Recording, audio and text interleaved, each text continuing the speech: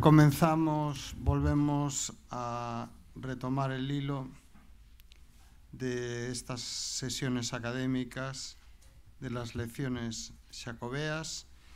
En este caso, tengo el gusto de presentarles a don Jesús Palmou Lorenzo. Mi nombre es Marcelino Agís Villaverde, presidente de la Academia Xacobea, y con sumo gusto asumí esta tarea de ser su presentador, pues me ha precedido en la presidencia de la Academia, que además ha fundado, como inmediatamente comentaré. Don Jesús Carlos Palmou Lorenzo nace en Rodeiro, Pontevedra, en 1949. Se forma en el ámbito del derecho. Es doctor en Derecho por la Universidad de A Coruña, con una tesis dedicada a las aparcerías agrarias, aunque los cursos de doctorado los realizó en la Universidad de Santiago de Compostela y también realizó estudios en otras universidades.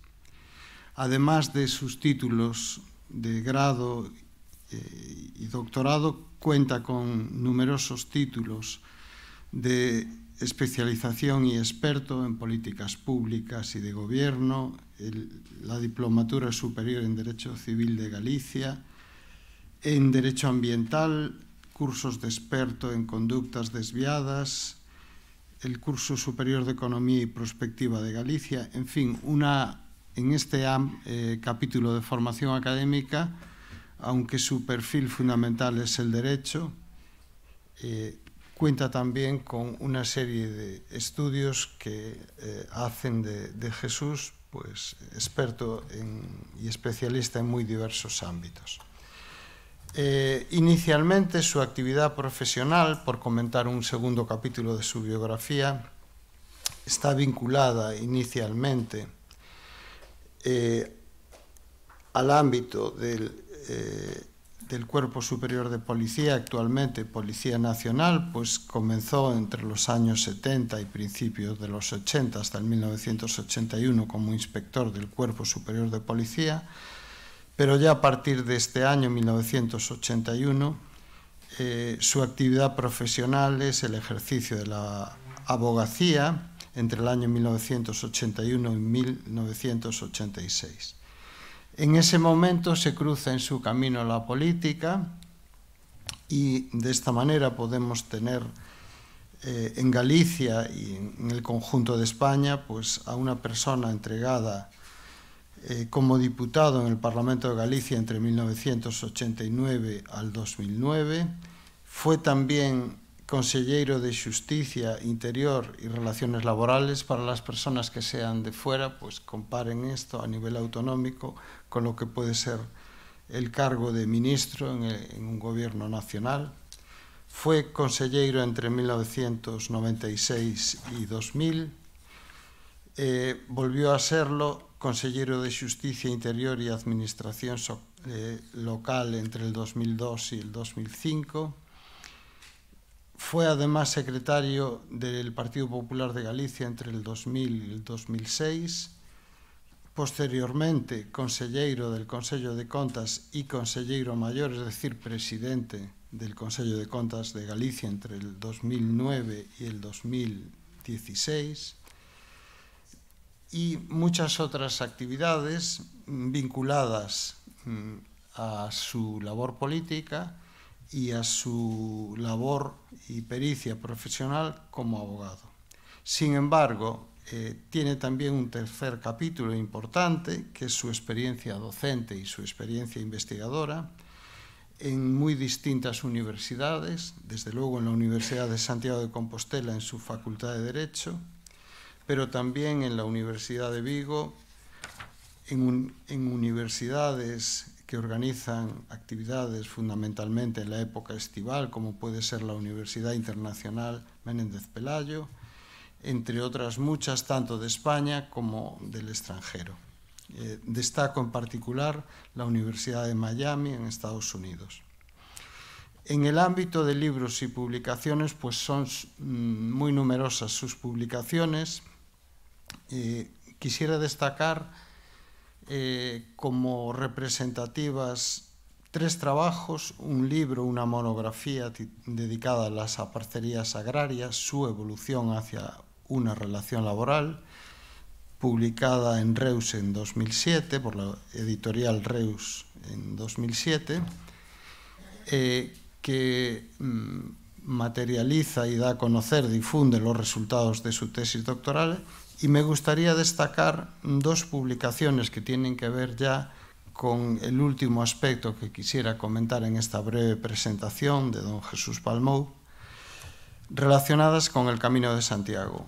La primera, un libro en el que colaboraron numerosas personas de universidades españolas y extranjeras, que recoge las actas de los encuentros internacionales de filosofía en el Camino de Santiago, titulado Camino, luego existo, pensar el camino en clave cosmopolita, un libro que tuve el honor de compartir la coordinación con don Jesús Palmou, y fue la primera publicación de la Academia Xacobea, que estaba naciendo en ese año 2017, y otro libro que yo considero La cuadratura del círculo, que es un libro que se organiza también desde la Academia Xacobea y que reúne a un conjunto de trabajos de los académicos, por lo tanto de expertos en el tema del Camino de Santiago y la peregrinación, que se tituló Crónica de un peregrino singular, del año 2021. Digo que es la cuadratura del círculo porque concilia perfectamente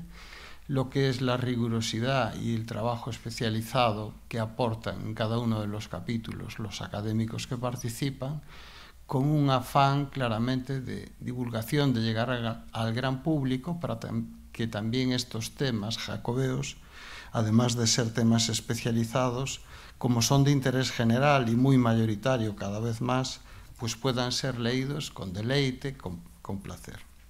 Este es el último aspecto que yo quisiera presentar de don Jesús Palmou.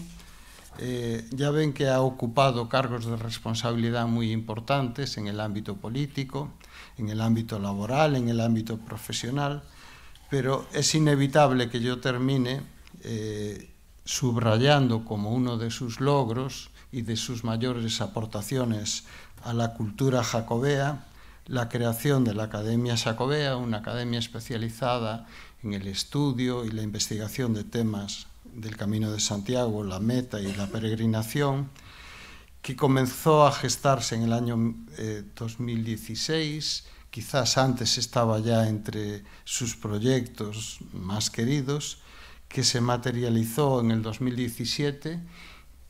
Estuvo al frente de la Academia Xacobea hasta completar el cuerpo de académicos previsto en nuestros estatutos para 30 personas, 30 académicos y académicas de las distintas universidades españolas y extranjeras vinculadas al Camino de Santiago.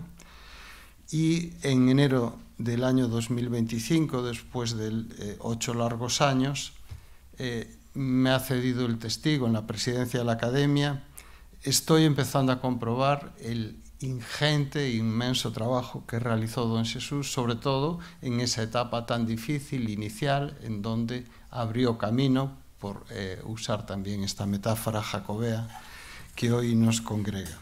Hoy nos va a hablar de hospitalidad y medicina en el Camino de Santiago, y me gustaría que lo recibiésemos con un fuerte aplauso, porque además está un poco delicado de salud y, sin embargo, respetó el compromiso de dar esta conferencia.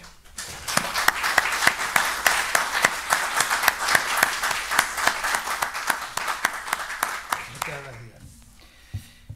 Buenos días.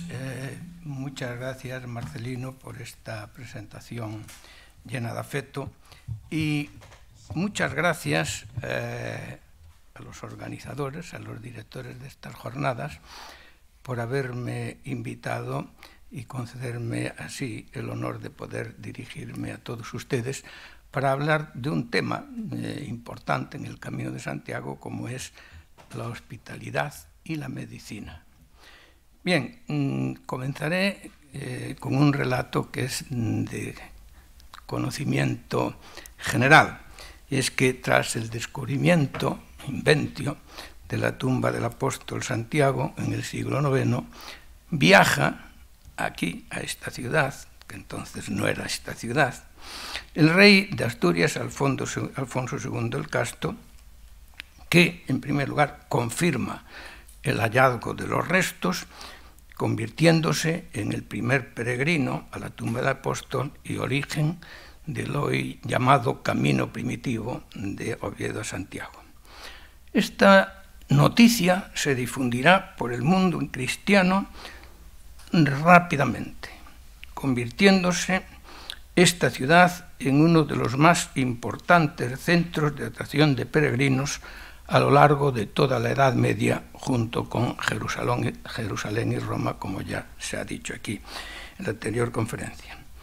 Según deja escrito el historiador Sánchez Albornoz, el culto a Santiago, con hábito de peregrino y con vestimenta de guerrero en su caballo blanco, constituye una fuerza galvanizadora de la resistencia de la cristiandad frente al Islam. También en la obra cumbre de nuestra literatura, Don Quijote de la Mancha, en respuesta del ingenioso hidalgo a su escudero, relacionada la pregunta con el apóstol Santiago, podemos leer: «Simplicísimo eres, Sancho», respondió Don Quijote, «y mira que este gran caballero de la Cruz Bermeja háselo dado Dios a España por patrón y amparo suyo, especialmente en los rigurosos trances que con los moros españoles han tenido, y así le invocan y llaman como a defensor suyo en todas las batallas que acometen, y muchas veces le han visto visiblemente en ellas, derribando, atropellando, destruyendo los agarenos escuadrones. Y de esta verdad te pudiera traer muchos ejemplos que en las verdaderas historias españolas se cuentan. Y hago estas citas porque nos dan idea de la importancia de la figura del apóstol Santiago en la reconquista de la península ibérica, de la lucha de los cristianos, de la cristiandad contra los moros, y en consecuencia también de la importancia de esta reconquista de la península, de la lucha de los cristianos contra los moros en la promoción del Camino de Santiago. Es lo cierto que la reconquista ha sido un importante, sin duda, un importante impulsor de la peregrinación a Santiago. Inicialmente, en la medida en que los sentimientos religiosos están presentes en la esencia de la peregrinación, la Iglesia católica asume un especial protagonismo en su apoyo a través de la hospitalidad, dando así cumplimiento a una de las obras de misericordia del cristianismo, de la Iglesia católica, que es dar posada al peregrino. Pero en cuanto que el peregrino es también fuente de desarrollo económico, ya terminada la reconquista, técnico y cultural, tiene también el apoyo de los reyes, del poder civil, que contribuirá a dotar al camino de infraestructuras, de apoyo humano y sanitario. A lo largo del camino se irán construyendo albergues, cartujas, prioratos, monasterios, hospitales, para prestar atención a lo que sería una auténtica riada humana hacia Santiago, lo que convierte la hospitalidad en un aspecto importante, yo diría que muy especialmente importante, de la historia de las peregrinaciones a Compostela. Un dato: según el Instituto de Estudios Compostelanos de París, en el siglo XII llegaban a Compostela entre 250.000 y 500.000 peregrinos, una cifra realmente astronómica si tenemos en cuenta que en esa época toda la población de la península ibérica no llegaba a 5 millones de habitantes. El peregrino era bien acogido en los numerosos albergues y hospitales del recorrido, en los que se le facilitaba todo tipo de atenciones. Atención religiosa, se le facilitaba hospedaje, alimentación y médico-farmacéutica. El Códice Calistino nos dice también que los enfermos deben ser atendidos caritativamente hasta su fallecimiento o su recuperación completa. Pero hay que preguntarse, ¿qué se entiende por hospitales en la Europa de la Alta Edad Media, cuando precisamente comienzan las peregrinaciones a Santiago? Se trata simplemente de lugares de acogida de peregrinos con mínimas medidas sanitarias y de higiene que los convierten en modestos asilos en los que se les presta atención. Su fin fundamental, como he dicho, es dar posada al peregrino y no la asistencia sanitaria como la entendemos en el día de hoy. En esta primera época, la Iglesia fue la única autoridad capaz de hacer frente a las diversas necesidades derivadas de la peregrinación, incluidas las enfermedades, a través de albergues, hospitales episcopales, monacales, etc., todos ellos para peregrinos. Son los llamados hospitales de hospes, en los que se proporciona alojamiento y manutención a los peregrinos y también a los pobres. En estos establecimientos, los enfermos eran atendidos normalmente por un barbero sangrador, así se llamaba, y un monje empírico, es decir, un monje que no tenía ninguna titulación en materia de medicina. Será entre los siglos VI y XII cuando se fundan estos hospitales monacales como adaptación del Infermaría monacal para la curación de monjes, que dentro del propio monasterio evoluciona hacia el hospital pauperum, es decir, hospital para los pobres, y el hospitium, hospital para los huéspedes. Las órdenes del Císter y del Cluny, importantes centros de cultura medieval, han jalonado el camino de Santiago con mesones, hospederías y grandes monasterios en los que había un pequeño hospital en donde los peregrinos recibían cuidados, recibían albergue y también atención hospitalaria en la medida en que en ese momento, atención médica en la medida en que en ese momento existía.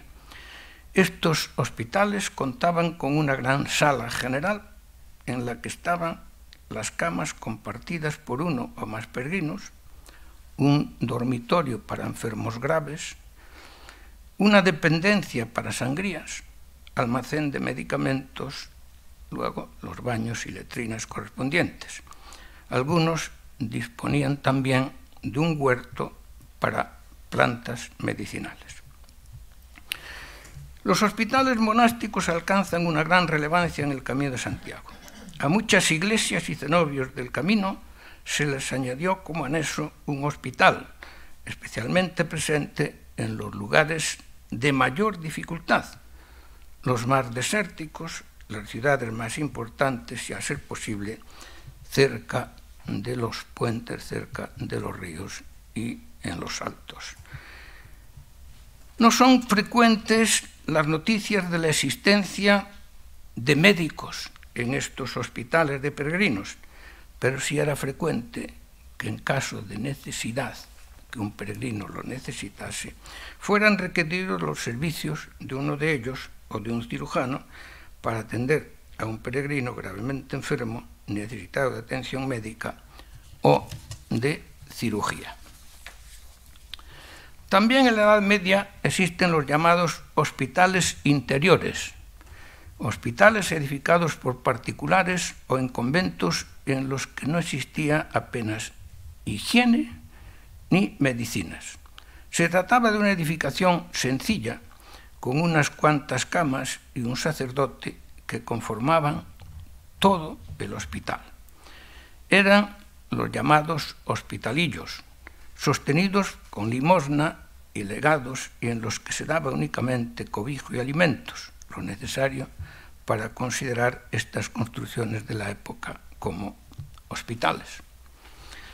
El Concilio de Orleans de 1511 y también otros posteriores obligaban a los obispos a destinar la cuarta parte de sus rentas al sustento de pobres y peregrinos. Era lo que se llamó la cuarta de los pobres, bajo la pena de pérdida de la dignidad eclesiástica, un importante aliciente para la creación de una red de hospitales bajo el nombre común de Domus Dei, es decir, Casa de Dios. Las órdenes militares religiosas también prestaron especial atención a los hospitales en las rutas jacobeas, especialmente en el Camino francés, lógicamente la más importante de estas rutas. La Orden del Temple funda un importante hospital en el castillo de Ponferrada. La de San Juan de Jerusalén establece importantes fundaciones hospitalarias, entre las que destacan la de Portomarín, en la provincia de Lugo, el Hospital de Órbigo, en León, y el de Villaplana, en Asturias. La más importante de estas órdenes en la protección y apoyo de las peregrinaciones es, sin duda, la Orden de Santiago, administradora del importante Hospital de San Marcos, sito en la ciudad de León. Será a partir del siglo XV cuando aparezcan los establecimientos destinados especialmente a la curación de enfermedades con la aplicación de técnicas propias de curación, es decir, la medicina como hoy la entendemos. Se producen ingresos en los hospitales para recibir tratamiento, pero también para ser operados, y así la medicina técnica va desplazando a la medicina sacra, que se practicaba en los ya mencionados hospitales de Hospes, en la que intervenía también la intercesión de determinadas advocaciones religiosas, especialmente ante determinadas enfermedades. Hemos de distinguir tres tipos de establecimientos de esta naturaleza, de hospitales. Los hospitales monásticos, hospitales regidos por la propia Iglesia pertenecientes a órdenes hospitalarias o cabildos catedralicios, y finalmente los hospitales seglares propiedad del Estado y administrados por seglares y en algunos casos también por el clero. Esta evolución en la asistencia hospitalaria se acentúa con la aparición de los hospitales civiles. En los siglos XV al XVIII, los poderes civiles empiezan a considerar la asistencia a menesterosos, peregrinos y enfermos como un deber de las instituciones políticas, de las instituciones públicas, con la consecuente secularización de la asistencia sanitaria también de los peregrinos. En este periodo surgen hospitales civiles, hospitales reales, hospitales municipales y hospitales burgueses, poniéndose las órdenes religiosas al servicio del enfermo, pero ya en los hospitales civiles, pasando la beneficencia de manos eclesiásticas a manos civiles. La corona y las ciudades construyen hospitales a los que se dota de las rentas necesarias para su normal funcionamiento. Veamos ahora los hospitales en el Camino de Santiago. Ya el Códice Calistino decía e insistía en que todo el mundo debe recibir con caridad y respeto a los peregrinos que se vuelven o se dirigen al solar de Santiago, pues todo el que les recibe y hospeda con esmero tendrá como huésped no solo a Santiago, sino al Señor. Los peregrinos de Santiago, pobres y ricos, tienen derecho a la hospitalidad y a una acogida respetuosa. Pero ¿cuáles eran las necesidades básicas del peregrino? Las necesidades básicas del peregrino eran, lógicamente, en primer lugar, el alimento y en segundo lugar, el descanso. y para ello, lógicamente, tienen que aparecer los albergues en los que reposaban y eran atendidos en sus dolencias desinteresadamente, recibiendo techo, recibiendo lecho, fuego y prestaciones alimentarias. Esto, digamos, era lo fundamental que necesitaba todo peregrino.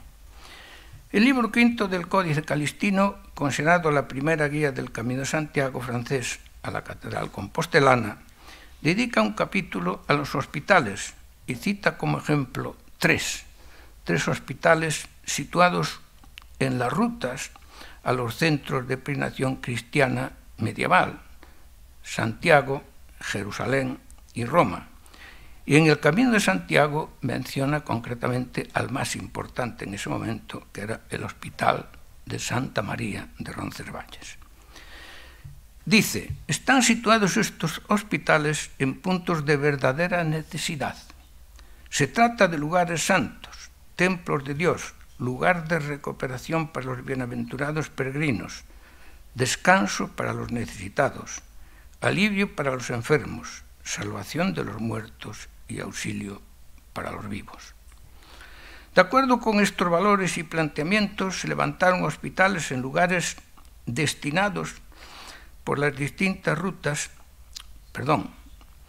diseminados por las distintas rutas que desde cualquier punto de Europa convergían en Santiago. Ya se ha dicho que durante siglos los sínodos, monasterios y conventos, también parroquias, cofradías y particulares de los lugares más transitados por los peregrinos, organizaban un hospital, un albergue, a veces con solo 2 o 3 camas, en el que los peregrinos descansaban y reponían fuerzas para continuar el viaje, permaneciendo en él solamente los días necesarios para que sus condiciones les permitieran continuar el camino.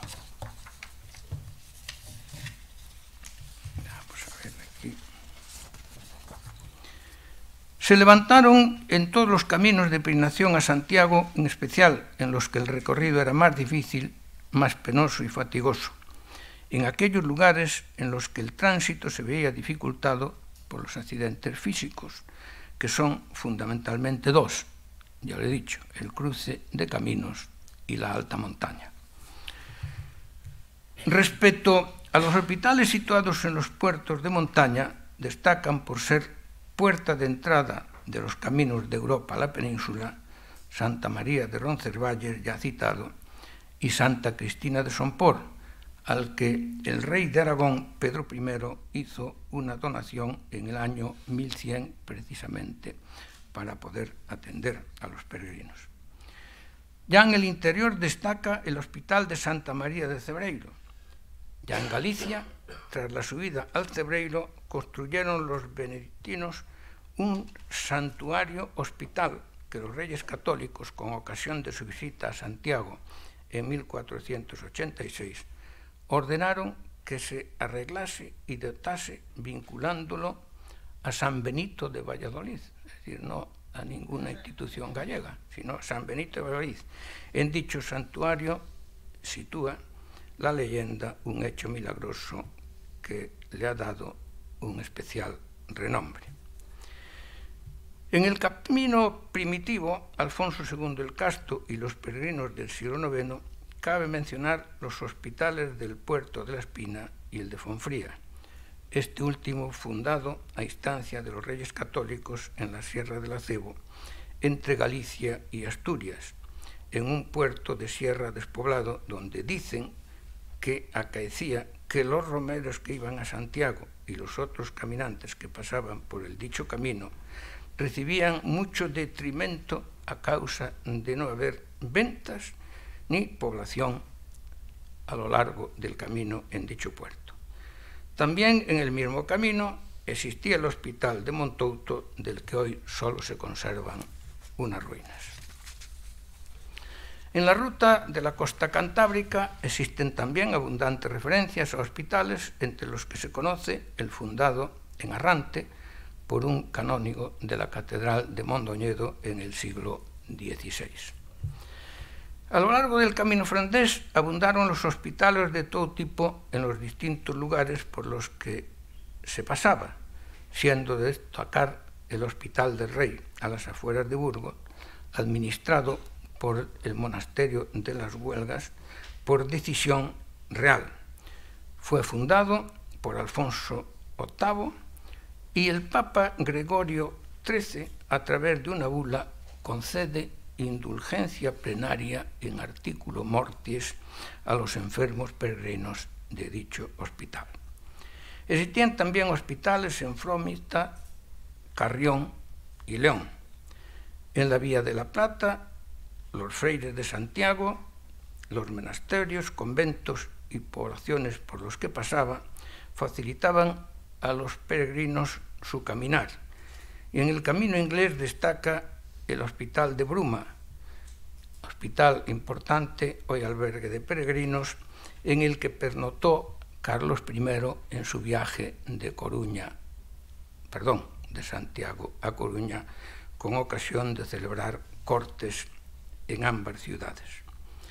En el camino portugués de la costa, que penetraba en España por Tui, pasa por Padrón, punto esencial de la tradición jacobea, llevó al arzobispo don Rodrigo de Luna a establecer aquí también un hospital en el año 1458. En el camino a Finisterre, y dependiendo de la iglesia de Santiago, existió el Hospital de Logoso, que fue arrasado por las tropas napoleónicas en la Guerra de la Independencia. En los siglos XVIII y XIX, como es sabido, la predicción a Santiago había languidecido tras la reforma luterana y las pestes europeas, que prácticamente hicieron desaparecer esta peregrinación, fundamentalmente ya tras la ocultación de los restos del apóstol. Y como consecuencia, muchos de estos hospitales desaparecieron al ser absolutamente innecesarios. Me refiero a estos hospitales del camino. Ya en el siglo XX, al renacer las peregrinaciones, especialmente en el camino francés, van apareciendo una serie de albergues, pero en este caso de manos de la autoridad civil, de las asociaciones y particulares, en los que ya apenas tiene participación alguna las organizaciones religiosas. Una red de albergues que en principio se establecieron en el camino más conocido, el más difundido, el más transitado, el camino francés, y que se van extendiendo a las demás rutas históricas. Estos nuevos albergues han sucedido a los antiguos hospitales, están sucediendo a los antiguos hospitales del camino. Veamos el cuidado de los enfermos y peregrinos en Compostela. Ya a finales del siglo IX, el obispo Sisnando reedificó la iglesia de San Félix del Obvio, construyendo a su lado una casa que sirvió de vivienda a los ministros jubilados del templo apostólico y de hospedaje a los pobres peregrinos. Así lo recoge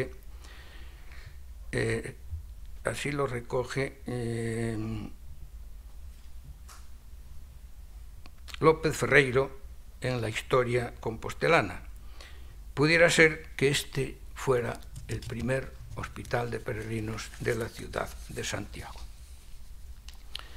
Gelmírez, en el siglo XII, también según historia compostelana, dona la mitad de las limosnas de ciertos altares al hospital de peregrinos e inválidos que él mismo manda construir próximo al Palacio Arzobispal.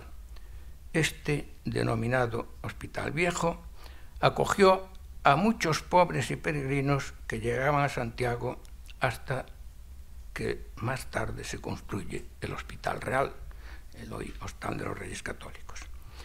La Cofradía de Plateros de Santiago, de importante poder económico y gremial, poseía un hospital al pie del camino, junto al puente de Ribadiso. Se tiene conocimiento de otros centros menores, como el Hospitalillo de Jerusalén, situado seguramente entre las calles de Azabechería y Troya. Pero fue la catedral, en sus tribunas, el mayor albergue de peregrinos a lo largo de la Edad Media, la catedral, dentro de la catedral. En 1450, el canónigo de Deza, rey Sánchez de Moscoso, deja su propia casa para establecer en ella un hospital de peregrinos, que dejó de cumplir esta función al entrar en servicio el importante en aquella época Hospital de San Roque, en 1578, fundado por el arzobispo Francisco Blanco. En 1486, como ha sabido, los reyes católicos visitan Santiago y, tras esta visita, deciden fundar un hospital bien dotado, ya que los existentes no eran adecuados ni suficientes para los muchos pobres y peregrinos que desde los diversos puntos, de diversas partes del mundo, visitaban la iglesia del Santo Apóstol. La construcción de este hospital no exenta de dificultades sobre su desplazamiento y también su administración, dificultades que resuelve el deán Diego de Muros acogiendo la decisión de los reyes católicos que le comunican, y decía: concurren muchos peregrinos y pobres de muchas naciones a visitar el bienaventurado señor Santiago, apóstol y patrón de nuestras Españas. Hay muchas necesidades de un hospital donde se acojan los pobres peregrinos e enfermos que allí vinieren en romería. Pero ya antes de que este hospital estuviera terminado, estaba en construcción pero no terminado, los reyes católicos emiten una real cédula ordenando a don Diego de Muros la compra de 100 camas para los peregrinos que llegarían a Santiago con motivo del Año Santo 1501, autorizándole al señor Diego de Muros a alquilar las casas necesarias y a pagar los salarios necesarios a los encargados de atender a estos peregrinos.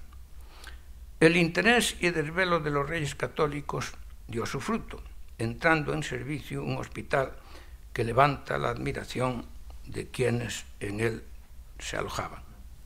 El Hospital Real de Santiago, atendido con ingresos recibidos tras la victoria en la conquista de Granada y 1/3 de las rentas del llamado Voto de Santiago. Supone realmente este hospital un verdadero hito en la hospitalidad de peregrinos en esta ciudad de Santiago y también en el camino. En el año 1953, al construirse el Hospital de Galeras, lógicamente deja de ser hospital para convertirse en hostal. Había otros hospitales en Compostela, la Compostela de entonces, de escasa relevancia y dudas sobre su funcionamiento, según pone de manifiesto la frase del arzobispo compostelano en la contestación a Felipe II en el año 1571, en la que le dice: en este arzobispado, en alguna parte de él, hay algunas casillas donde se acogen pobres como en píos lugares que, por no ser hospitales formados, ni tener renta ni bienes aplicados, ni hacer hospitalidad en ellos, no resuelven el problema. Veamos la botica en el Camino de Santiago. En la medida en que los hospitales evolucionaron, desde simples casas de huéspedes hacia centros en los que se practicaba ya medicina, se practicaba ya la curación de los enfermos, aparece también la asistencia farmacéutica. Monjes y clérigos ejercieron la profesión médica durante el primer periodo de la Edad Media. Posteriormente, a los monjes se les prohíbe expresamente frecuentar universidades para estudiar medicina y cirugía. Prohibición que luego se extendió a la cirugía, primero a medicina y practicar el arte de curar, luego también a la cirugía, quedando los monjes como simplemente modestos enfermeros. Sin embargo, cuando la profesión médica ya se ejerce por seglares, la ciencia farmacéutica se sigue practicando en los monasterios por los denominados monjes boticarios, a través de la preparación y dispensa de los medicamentos en sus hortos medievales y pocionarios. Aparece así la botica, considerada en principio como un arte envuelto en complejos conocimientos llenos, en muchos casos, de secretos y de hermetismo. Pero la botica es también una ciencia que se basa en conocimientos experimentales y que el boticario adquiere a lo largo del tiempo y de otros boticarios con más experiencia.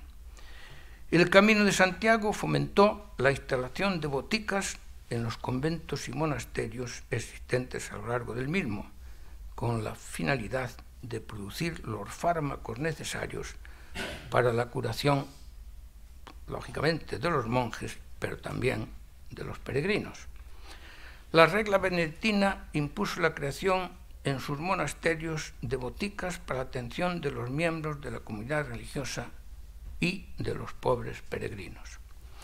Junto a las boticas existe un jardín botánico o huerto del boticario en donde se cultivan las plantas medicinales para la elaboración de pócimas, plantas con principios activos que causan reacciones favorables con fines terapéuticos en el cuerpo humano, vinculando así botánica y medicina.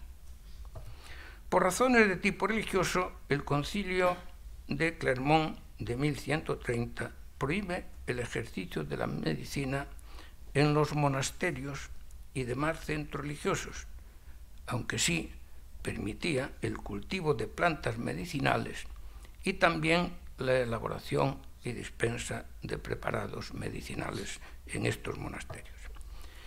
Pero también el elaborado de las bodegas monacales sirvió de medicina a través de las pócimas llamadas tónicos cordiales.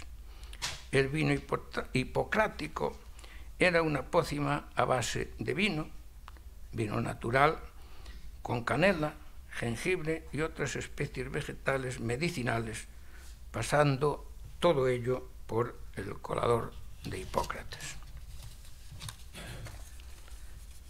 El padre Feijoo, sin embargo, en su teatro crítico dice: «Cuánta pedrería, hierbas y confecciones hacen en las boticas que no confortan, animan ni alegran tanto como 2 sorbos de vino generoso».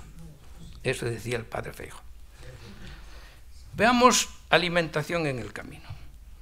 Por lo que se refiere a la alimentación en el camino, se atenía en buena medida al dicho popular de que con pan y vino se anda el camino. Es decir, ese dicho popular tiene su base en el Camino de Santiago. Pan y vino eran alimentos indispensables en la dieta del peregrino y solo en algunos casos el vino se sustituía por la sidra en determinadas zonas. Era frecuente que en las primeras jornadas el peregrino se alimentase con aquello que traía en el zurrón a la salida de su domicilio.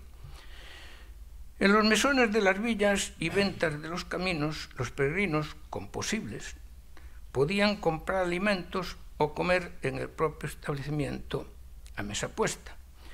Pero los peregrinos pobres, para alimentarse, no tenían más remedio que acudir a la caridad de las instituciones eclesiásticas, iglesias, catedrales y monasterios. Si además se alojaban en sus hospederías, recibían también la denominada ración completa, hoy pensión completa. Otros, los más pobres, solo recibían a las puertas de iglesias y monasterios una hogaza de pan.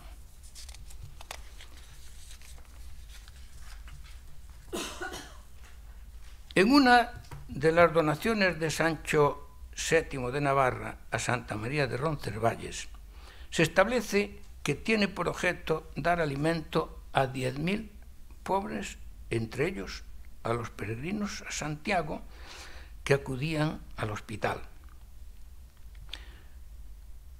Con esta ayuda se les debía dar de comer, decía, el día de todos los santos y todos los domingos, martes, jueves y sábados de todo el año. La ración era pan y una media de vino o sidra y carne, los días en que estuviese permitido el consumo de carne, y si no, queso y otros condimentos en equivalencia a la carne. Con esta dotación, el mencionado hospital adquirió un importante patrimonio que permitía una gran atención a los pobres peregrinos sin hacer ninguna distinción. Como ejemplo de fraternidad, en la fachada de dicho hospital, en el siglo XIII, se podía leer: la puerta se abre a todos, enfermos y sanos, no solo a católicos, sino aún a paganos, judíos, herejes, ociosos y vanos, y más brevemente a buenos y profanos. Esto era lo que estaba escrito en la fachada del hospital. En 1496, Alfonso Carrillo de Albornoz visita el hospital, por orden de los Reyes Católicos, y dice que cada peregrino debería recibir 2 panes de 575 gramos, 2 vasos de vino, es decir, hasta 1 litro, un plato de legumbres y hortalizas y un pedazo de carne de 300 gramos, todo ello por persona.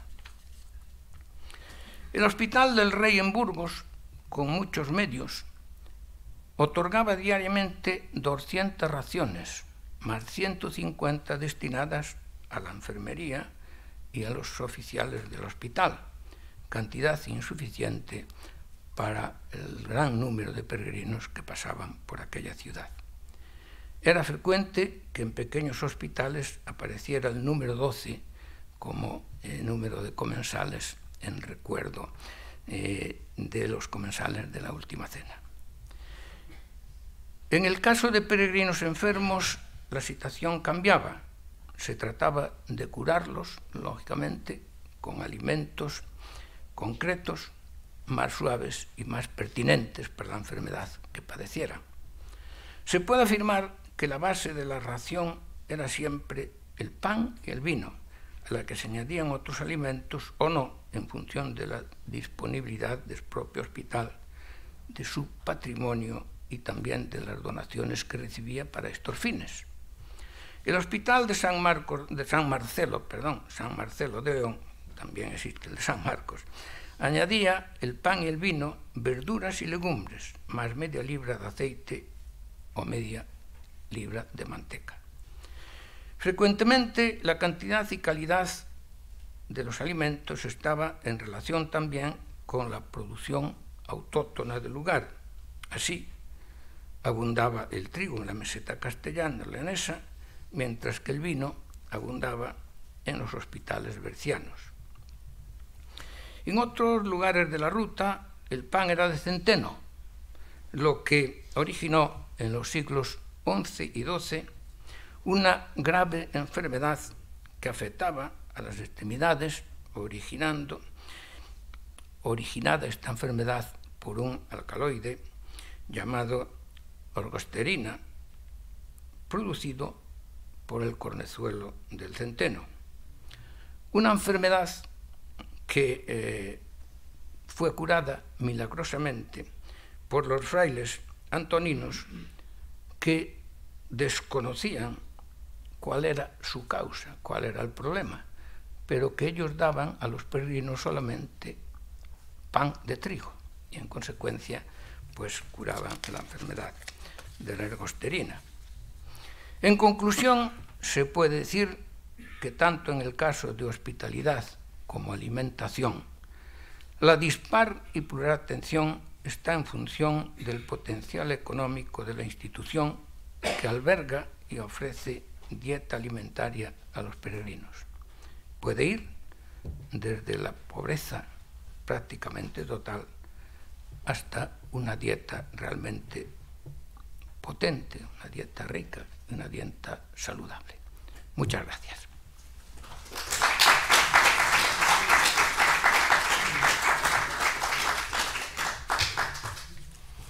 Pues muchas gracias, don Jesús Palmou. Ya ven que ha abierto distintos aspectos relacionados con la hospitalidad, el cuidado de enfermedades, la alimentación. Y si tienen alguna curiosidad, alguna pregunta, pues es el momento de hacerla. Miguel Taín, el profesor Miguel Taín, en primer lugar. Abro yo el diálogo. Muchas gracias por la conferencia. Es un tema muy de actualidad, todo el tema de la hospitalidad, y hoy en día se entiende que es la base de la identidad del camino, y siempre en los últimos meses, los últimos años, he oído que hay una discusión, en diferentes personas, una discusión sobre si el peregrino pagaba algún tipo de el servicio de dormir en un hospital de este tipo, o por la comida que recibía, la ración que recibía, o incluso en algunos hospitales que no daban de comer, pero sí daban fuego, es decir, daban un espacio para cocinar. Por eso algunos relatos hablan de lo que se vende en los mercados, porque tienen que ir allá a comprarse el alimento. Evidentemente. Me gustaría saber si has encontrado rastro en alguna ocasión de pago, porque yo francamente jamás en ningún relato, en ningún sitio he oído que un peregrino pague por dormir en un hospital, sino que es un servicio de la comunidad que regenta ese hospital, o de la persona que ha financiado el hospital, que luego deja rentas para que los peregrinos puedan permanecer allí X tiempo en su tránsito a una peregrinación. Sí, bueno, vamos a ver. Yo lo que he podido ver, de lo que he leído, pues efectivamente había peregrinos que pagaban sobre todo la comida. Es decir, había una dieta para todos los peregrinos, y luego aquellos que contaban con recursos, lógicamente, pues podían elegir otra dieta distinta. Bueno, después, ya a partir del siglo XV, pues hubo ya establecimientos en los que incluso se cobraba al peregrino la estancia, pero hasta ese momento, pues lógicamente los peregrinos no pagaban por dormir. Ahí tenían fuego, efectivamente, pero la comida, había la comida para los pobres peregrinos y la comida para los que disponían de recursos y medios, que lógicamente podían pagarla y por lo tanto podían elegir su propia dieta. Tiene la palabra pedida el profesor Manuel Castiñeiras.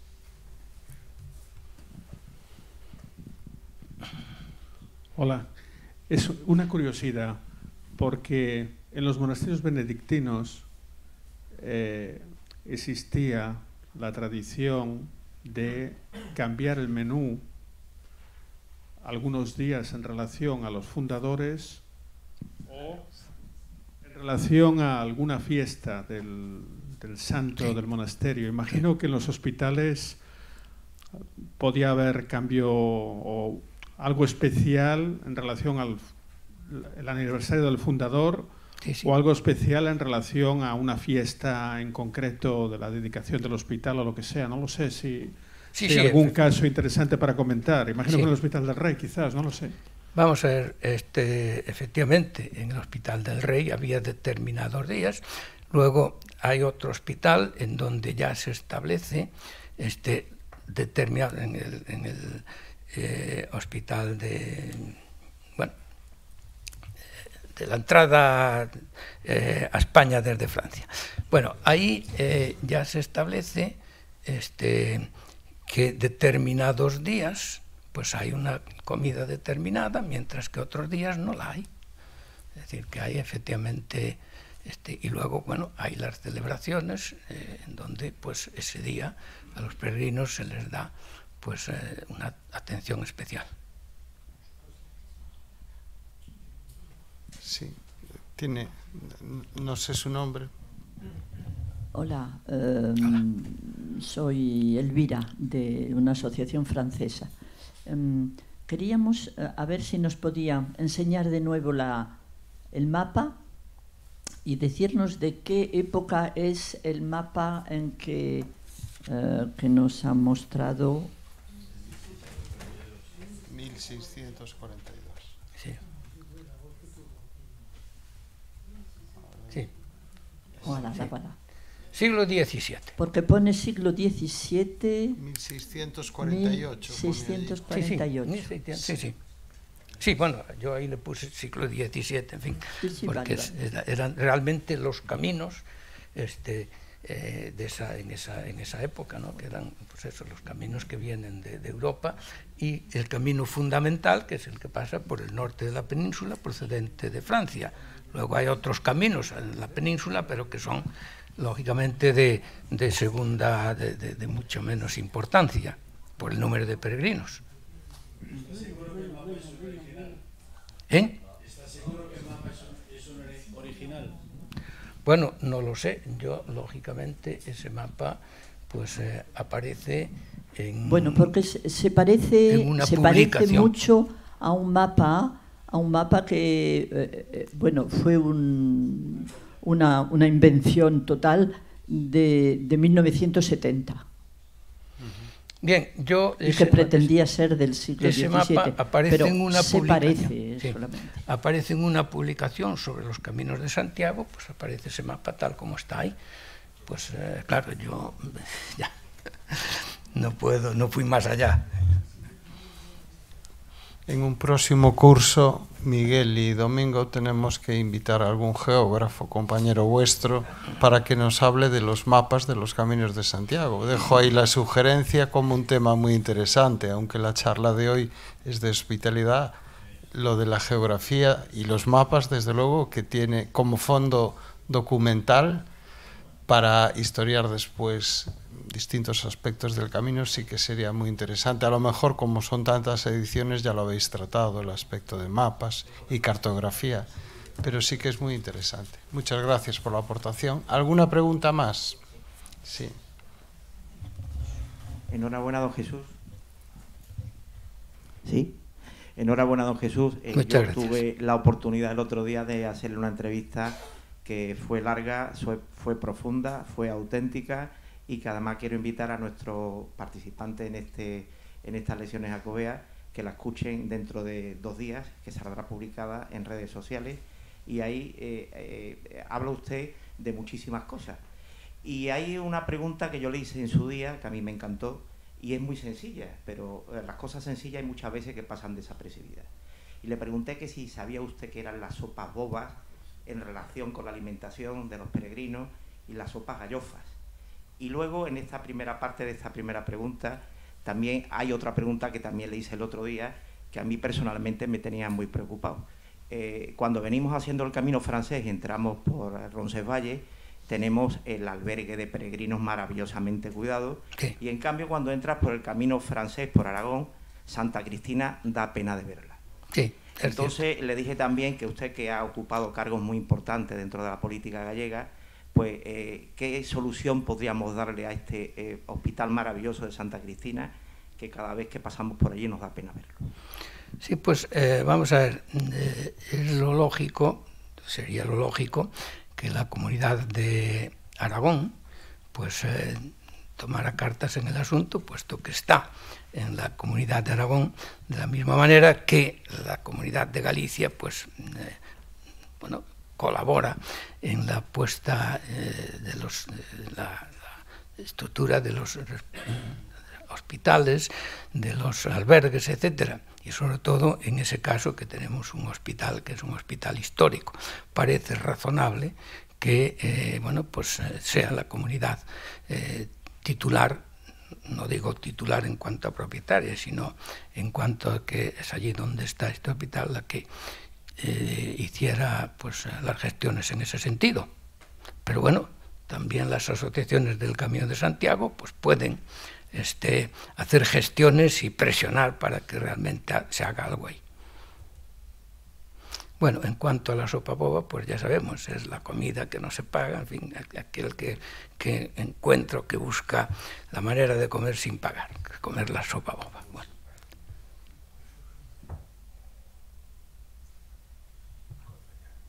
Muy bien, pues no hay más preguntas, agradezco las que formularon y despedimos nuevamente a don Xesús Palmou con un aplauso, agradeciendo que a pesar de que está frágil coyunturalmente hoy, haya estado con nosotros. Muchas gracias, Xesús.